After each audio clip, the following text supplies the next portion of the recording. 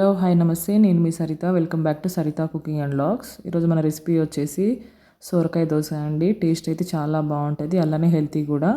So ఎప్పుడు try చేయకపోతే మాత్రం కంపల్సరీ ట్రై చేయండి. ఒకసారి కనుక ట్రై చేసి మళ్ళీ మళ్ళీ చేసుకుని తినాలనిపిస్తుంది, అంత బాగుంటుందండి.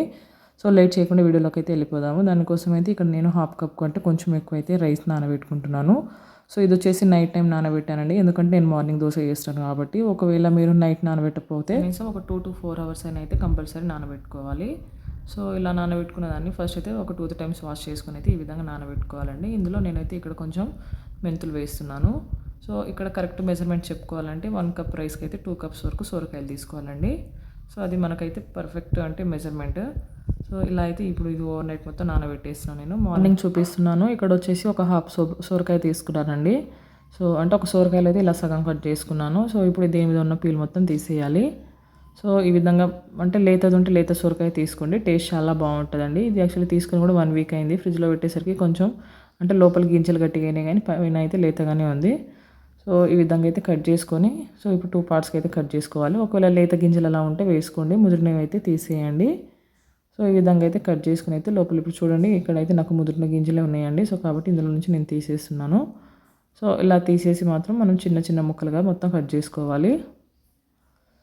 సో చూడండి వీడియోలో చూపిస్తున్న విధంగా ఇలా తీసేసిన తర్వాత ఇలా ఇవి చిన్న చిన్న ముక్కలుగా కట్ చేసుకోండి.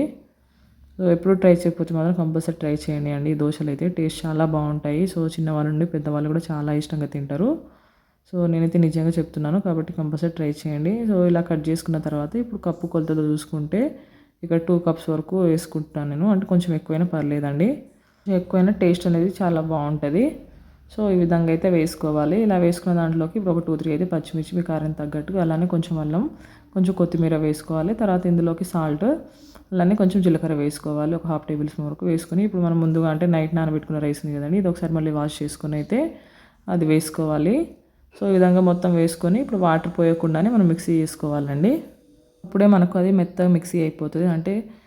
అంటే రైస్ కానీ సొరకాయ ముక్కలని ఇలా మొత్తం మెత్తగా మిక్సీ చేసుకున్న తర్వాత ఇప్పుడు ఇందులోకి మీకు ఎంత వాటర్ కావాలో అంత చూసి అడ్జస్ట్ చేసుకోండి.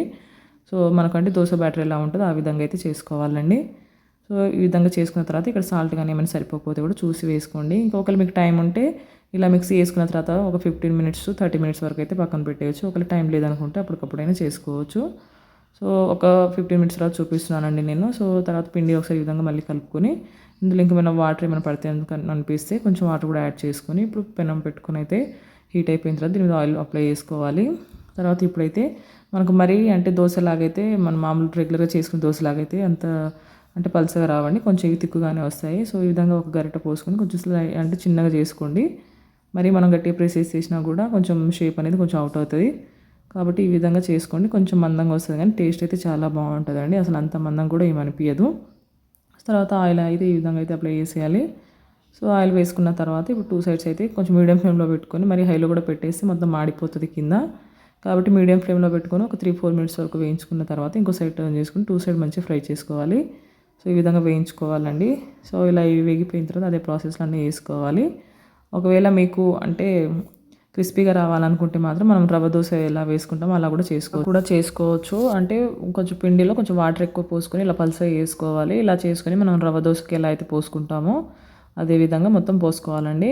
ఇలా పోసుకున్న తర్వాత ఇది మీడియం ఫ్లేమ్లో పెట్టుకుని మాత్రమే వేయించుకోవాలి. హైలో కానీ లో ఫ్లేమ్లో కానీ అస్సలు పెట్టొద్దండి. సో అప్పుడే మనకు క్రిస్పీగా వస్తుంది. సో తర్వాత ఇలా ఆయిల్ కూడా కొంచెం పైనుంచి ఇలా వేసుకోండి, టేస్ట్ బాగుంటుంది. సో ఇలా వేసుకున్న తర్వాత చూడండి ఇలా కొంచెం లైట్ పైకి లేచినట్టు అవుతుంది కొద్దిసేపటికి. అప్పుడు ఇంకో సైడ్ టర్న్ చేసుకోవడం అంతే అండి. సో ఇదైతే చాలా క్రిస్పీగా ఉంటుంది, టేస్ట్ కూడా చాలా బాగుంటుంది. ఈ విధంగా చేసుకొని మనం పల్లి చట్నీతో కానీ లేకపోతే ఇంకా అంటే దోసకాయ చట్నీ ఇంకా ఏ చట్నీ ఉన్నా తిన్నా కూడా చాలా బాగుంటుందండి. సో కాబట్టి ఎప్పుడు ట్రై చేయకపోతే కంపల్సరీ ట్రై చేయండి. ట్రై చేసి మీకు ఎలా వచ్చిందో మీ ఫీడ్బ్యాక్ని అయితే నాతో షేర్ చేసుకోండి. అలానే ఇంకా మీ వీడియోని అసలు లైక్ చేయండి, మీ ఫ్రెండ్స్కి రిలేటివ్స్ కూడా షేర్ చేయండి. సో ఇక్కడ వచ్చేసి నేనైతే దోసకాయ పచ్చడి చేశానండి, అలానే పల్లి చట్నీ కూడా ఏ చట్నీతో అయినా చాలా బాగుంటుందండి. సో కాబట్టి కంపల్సరీ ట్రై చేయండి. ఇంకా వీడియో నచ్చితే మాత్రం కంపల్సరీ లైక్ చేయండి, అలానే మీ ఫ్రెండ్స్కి రిలేటివ్స్కి షేర్ చేయండి.